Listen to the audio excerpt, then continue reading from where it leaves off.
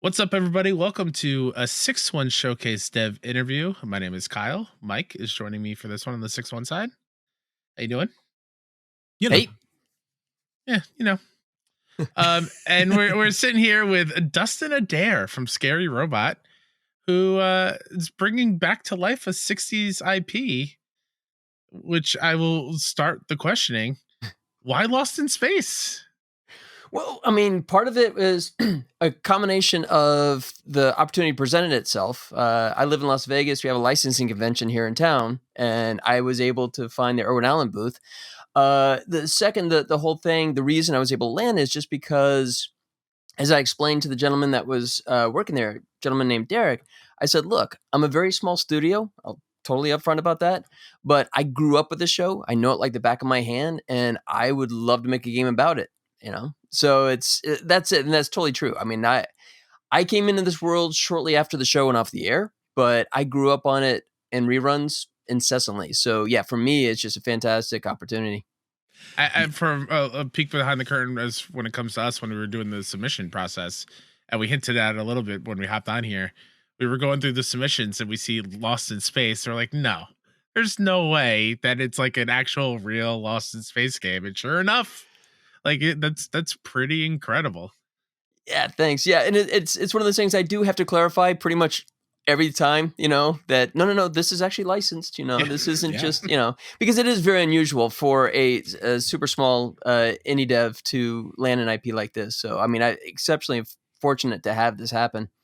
yeah, like I really want to dig into that even further because you hit the nail on the head. Like it's very rare in the indie scene that we see something like this. I think maybe the closest example now, like somewhat recently, was TMNT Shredder's Revenge. But even then, they had like a big publisher tied to, well, somewhat big publisher tied to them. And you guys are self-publishing, like you are indie through and through.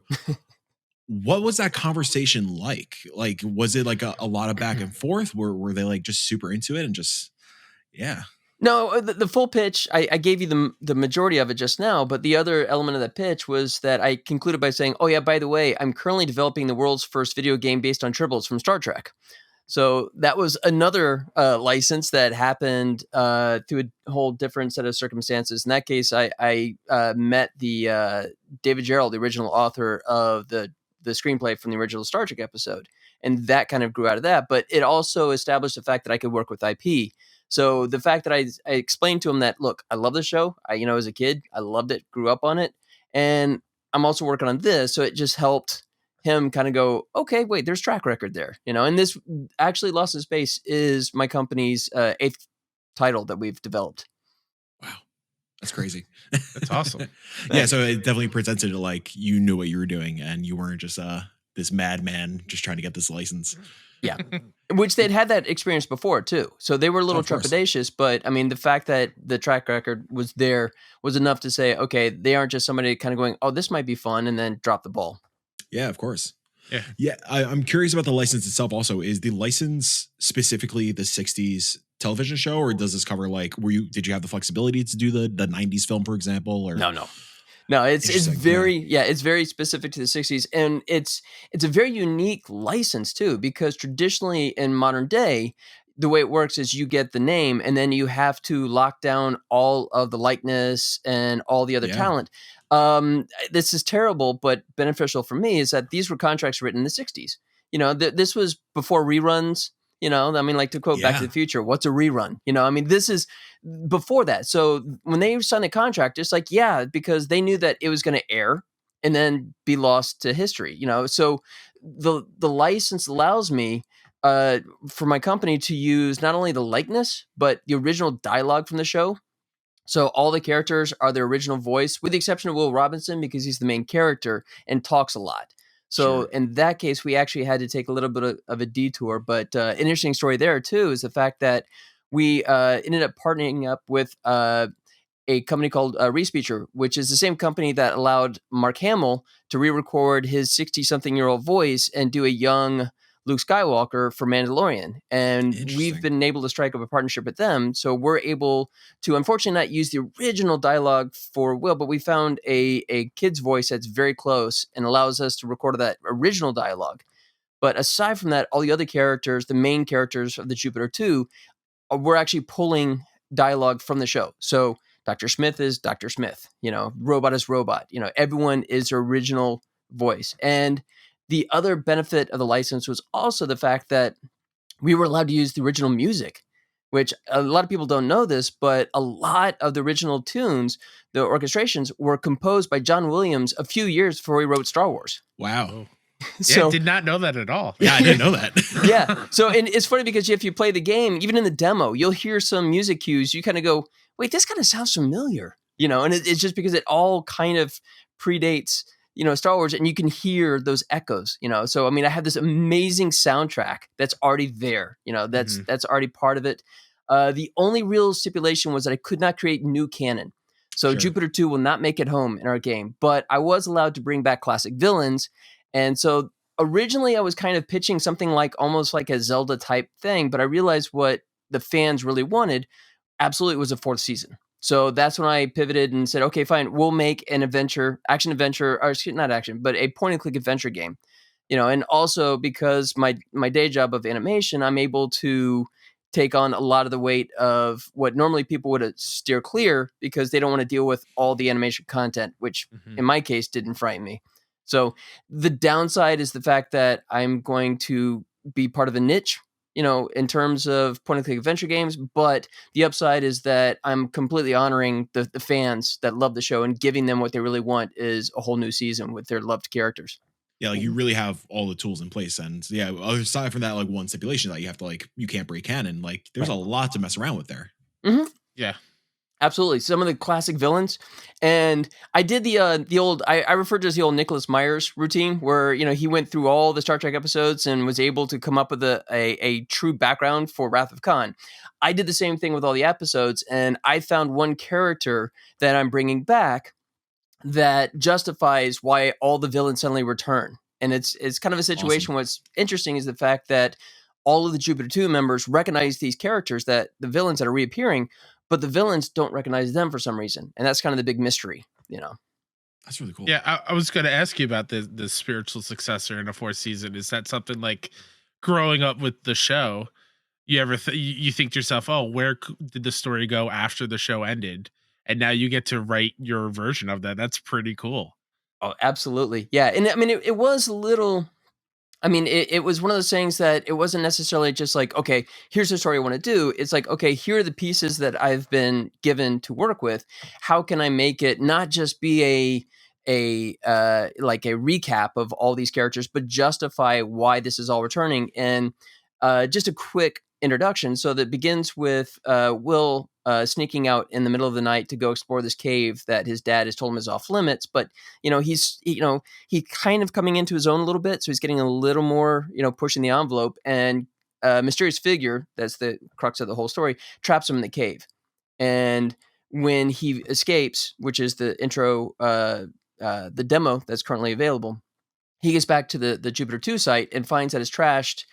Everyone's missing. And the reason why is because he turned off the shield generator to sneak out, thinking that he'd be right back. So he realizes that he's in this nightmare scenario of his own making. So it becomes sort of a focus on him, but you also plays him as Robot and Dr. Smith, the classic trio. You'll be playing as all three of them ultimately. And then it's the owning up to his choices and sort of like hopefully the arc of kind of growing into a bit more of a young man. That's awesome. Yeah, like thinking about the genre itself, like it's hard to not think about Telltale and like what they did with like The Walking Dead and so on and so forth. I'm curious, and feel free to shut me down if you're not ready to talk about this. Are you structuring this game as kind of like an episodic thing, being a season structure? Is it just one fluid experience? Like, I'm curious to hear the inner workings of that. Right. Just in terms of development wise, and just because ideally we would have loved if we were able to bring on a publisher to to just expand the team and do it all as one giant chunk. And we went to GDC last year and we had a ton of publishers that we talked to, and everyone was really cool and kind. And I had some people that were just really on the fence, but they just go, it's point and click. It's one and done. This is not Fortnite, So, and ultimately it just, we struck out with that, but I mean, there's still the opportunity. But in the meantime, since we're still doing it as a self-financed, we need to get content out. So we will be using the kind of the Telltale episodic format. But I still, everyone refers to that, but I still refer to it as more of like a spiritual successor to the LucasArts games. Sure. Because, yeah. As God is my witness, there will be no QuickTime events in my game. Amazing. That's great news. I don't know about you, Mike, but I'm sitting here, I'm thinking, what IP do I love that we can give to Dustin to try to get the license for? Because clearly you have a knack for it, and clearly you have a love for it, and you bring with it such a passion and reverence. So there is also another one that I will not talk about publicly, but there's one that I've been talking to this individual for over a decade, and almost had him on the hook. This individual on the hook a decade ago, but not quite on board. And I'm hoping that once Lost in Space comes out, this person will reconsider, and I would love to do that. It's based on an IP that was super famous a decade ago, but interesting. I'll keep that one under wraps until there's progress there. But Absolutely. I would love to keep doing this. I mean, just I'm an animator at heart, and just the fact that I get to create these stories, and a filmmaker also wannabe kind of thing. I love being able to tell these stories. And at the cost of maybe not having as large of an audience, but still having fans that can really appreciate the storytelling. Hopefully. Yeah, I mean, that's kind of like the theme of like a lot of these conversations, and obviously the showcase, like indie and what that means. What does independence actually mean? And you having the independence to really like put your passion on display and put your knowledge of the IP on display and prove it with this game and this 4th season. Like, just having this conversation, I already know that you are going to do this justice. Like, the source material, you have all the tools in your tool belt, and it just sounds super exciting. And I'm gonna take a guess. Is it talking to Stephanie Myers? Twilight Adventure game? Is that it? Oh, nervous laugh. I saw the first movie and I was done. So I can put a very definite no. You mentioned that you've been a longtime animator in the movie and TV industry. Why did you get into animating? Why was that like your career path? Well, I graduated with a film degree, and I was chasing my passion about being a filmmaker. I made a couple of short films and did a super low budget feature film that unfortunately was crash and burned. And around that time was when we saw the introduction of 3D software. Specifically, I mean, this is like about mid 90s. And for me, the introduction was a program called Lightwave, which is most famous for like Titanic and the original M&M's commercials and things like that.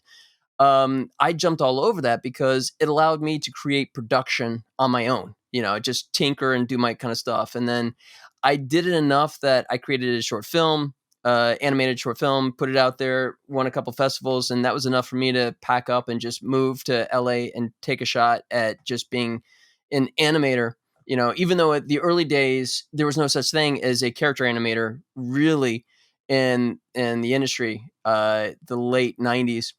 You were much more of a generalist, and that's kind of how I got started. But it was just one of those things that I loved being a part of it, and I loved the amount of control you had over the development. And I just kept beating down doors until my dream was to work at a company called Digital Domain, which was founded by James Cameron. And as luck would have it, a little over a year after being there, I managed to get myself a job there. Worked in the commercial division just because that's where the content happens really fast. And you prove that you can work an assembly line. The analogy I always use is that I Love Lucy sketch where she's in the candy factory and, eating the chocolates. Yeah.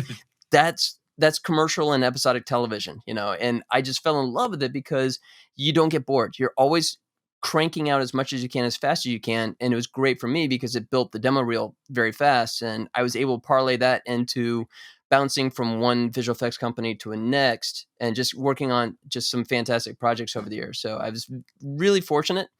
The industry's changed now a lot since then, but I mean, I really feel like I got to be there in the golden years. My highlight for me, honestly, was there's a magazine called Cinefex, which chronicles all the visual effects. And I got my first one when I was a little kid with Ghostbusters and The Last Starfighter as and I actually got in one of the editions for a TV show I was working on at the time. And it's just like, for me, that was a highlight, So it's just, it's been amazing quarter century that I've got to work on some fun stuff as well. What was the TV show? It was Battlestar Galactica. I was animating the Cylons back then. Yeah, just this little shit. Maybe well, you heard of it. You know, I mean, the older I get, something, Dustin. The older I get, the more I hear people go, "Oh yeah, my parents watched that show." Oh, ow. Okay. We're over the hill. Also, it's okay. We understand. Yeah. Yeah, I mean, just like even just going through your idea, like your credits, like you have such a wide range and such like I guess like experience dealing with like or working with different characters and subject matter, and like looking at Lost in Space, looking at that trailer that we first saw during the submission process, you could really see the polish come through in that. And that, thank you. It is kind of, especially on the indie space, it is kind of rare to see that amount of polish and just, I don't know, like human like nature and movement in a video game. So yeah, I'm sure it's pretty obvious, but I would love to hear more about how your experience on the film and TV side of things like went into Lost in Space and like the animation work, like, or even just the previous games in general. Like, is there some sort of crossover over there? Is it a whole new different sort of tool set they have to learn? Not really. I mean, in this case, like I said, Unity is my weapon of choice for game development, and I've been using that now since 2008 when I first started. 2010, I released my first game. So, I mean, there's a history there. And in terms of animation tools, I still am using Maya LT, which was the game version, discontinued, but I still got a little bit of legacy time before I have to go over to full Maya. But that's what I was using for the day job as well. So transition wise, there was a no brainer there. You know, that was super easy. But it's just, after, all that time of cranking stuff out as fast as possible, and trying to hit that balance between quality and time, it was great for me that I can sort of ride that line. And I'm always having that duality where the producer in me is kind of going, we need this faster. And the animator's like, we need another level of polish. And I'm always fighting that. And I reluctantly accepted the fact that there's so much content that I did break down and invest in a mocap suit. So now it is a combination of mocap with, and then the animator gets to take over and clean it up and say, no, we need another polish pass and that kind of stuff. But it's reluctantly, I had to do that in order to get the content done in a reasonable manner. So the producer won on that aspect, but the animator still gets to tweak. That's nice. Yeah. I mean, like speaking of like just cranking things out, like I want to make it super clear, like you are still very much active in the film and TV side of things. Like people may be familiar with your work with like Picard and the current Walking Dead series. You are currently working on, and obviously you don't have to talk about it because I'm sure you can't talk about much about it, but like you're working on the Pop-Tart movie. I was. Yeah. Unfortunately, the strike of last year sort of put the kibosh on a lot of that. Yeah. I have a lot of friends back in LA that are still struggling. Everyone hoped that once the strike settled, that everyone's going to go back to work. Quite, to be brutally honest, it has not happened for a lot of reasons that go beyond this discussion. But for me, I got out of LA about 12 years ago and moved to Vegas just to try my hand at game development and live less expensively, but still was able to pull in the freelance work. So for me, I had the foresight or just the good luck to say, let's try this. So I've been able to weather the storm and take the proceeds from the last company I was working for and use that to help seed and finance the game development. But yeah, I mean, like I loved Picard was awesome. I got to work on some Star Trek. The Borg Queen when she plugs into the La Serena ship. The Walking Dead was the poor deer. I get to break the curse because they had a deer from 10 years ago, and the irony is the fact that people said it took them 10 years, but they finally did a good CG deer, which was great. I love that. That was so cool. But the ultimate punchline was the deer from 10 years ago was a live action deer that they poorly comped into the shot. So this was the first, but that's but hilarious. Yeah, to be part of that was awesome. What made you want to do that switch and go get into games and making games? Well, it was always something that I thought was a kind of fun thing to do, but the inspiration was going back to Battlestar Galactica. They originally hired me and said that you're going to animate the Cylons. It's like, well, who else? And it's like, no, just you. And it's like, oh my God, because I grew up on the original show as a kid. So I was, beside myself, got 3 episodes in and they said, oh, by the way, sorry, you just got outsourced to Canada. What are you doing for work tomorrow?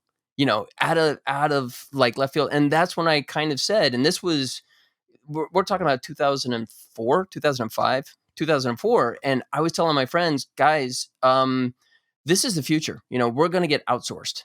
This is something we got to be prepping for, and you got to do plan B. And mine was to earnestly start doing game dev. I was doing it sort of like, just here and there, but I was still fortunate enough that I kept getting employed. So it was just kind of a simple thing. But around 2008 was when I had been like working for different companies, but my rate had stagnated for 3 years, and I was too afraid that the kids coming out of schools, which I didn't have when I came in, but they were cheaper, and I was afraid that I was not going to stay employed as often as I'd like. So that's when I really spent all my nights and weekends working on my first game title. By day, interestingly enough, I was animating sort of some cutscene stuff for Halo 3. For not working directly with Bungie, but as a side company that we were hired to do cinematics and stuff like that. But then I would go home at night and weekends and work on my first game. So that was it. It was just the fact that I wanted more control.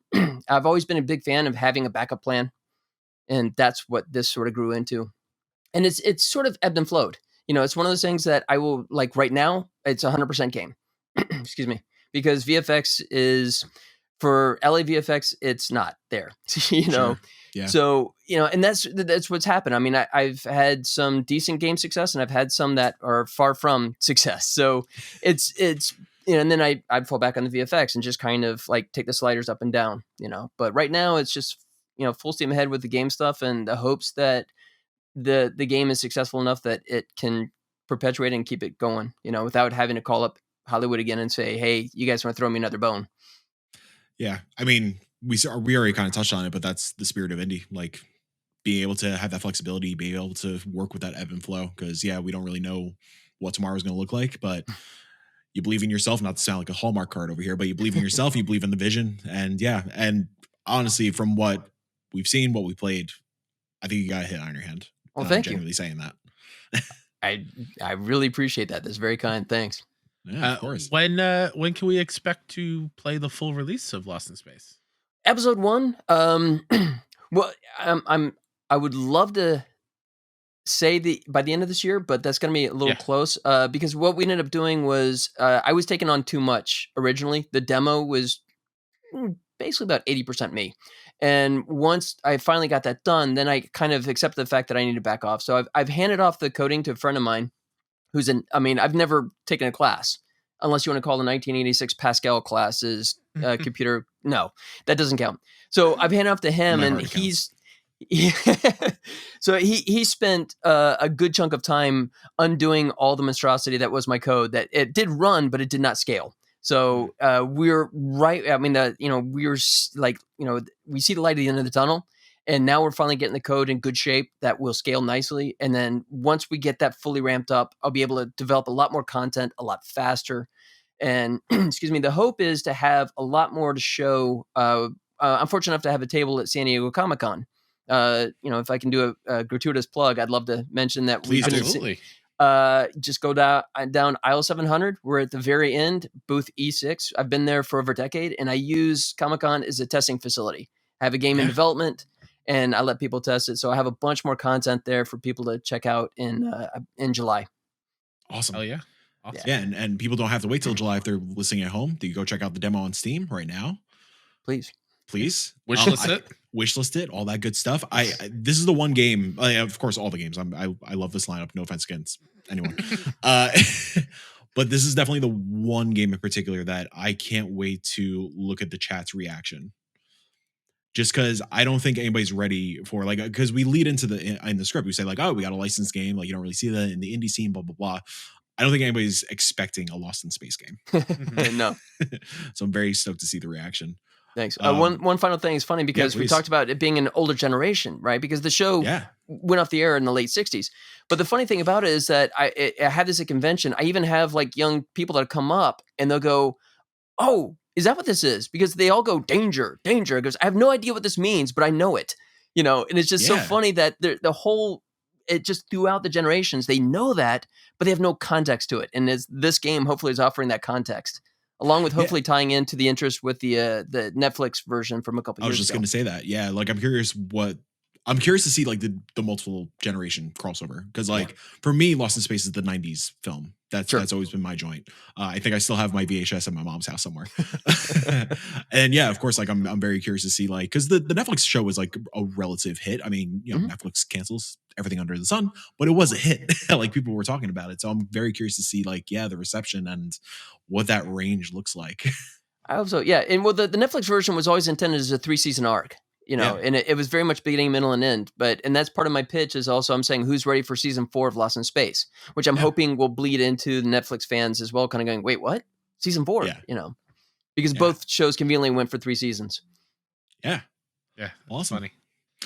Well, thank you so much, Dustin, for having coming in and talking about Lost in Space. For anyone that wants to keep up to date on the development progress and about the game, where can they follow you on the interwebs? The best place is on our Discord. The simplest way to find that is if you go to the page for it, which is lostinspace.game.com, and you'll find the links at the top of the page, including our Discord right there. Scary Robot Games on Twitter, although our social person is really terrible. So, you know, it's yeah. You know, but the Discord is much more active. I mean, I'm much more live on there, but yeah, that's the best way to reach. You can also find all those links on sixoneindie.com/showcase. Click the beautiful Lost in Space key art. Everything is there for you. Awesome. Thank you so much for letting me being part of this, guys. Oh my God. I really appreciate thank you so much again. Yeah. Like, again, we were genuinely stunned to see Lost in Space. So thank you. Yeah. So check out all the Lost in Space stuff on sixoneindie.com, as well as all the other games that we showed off in the showcase, and play more indies. Please.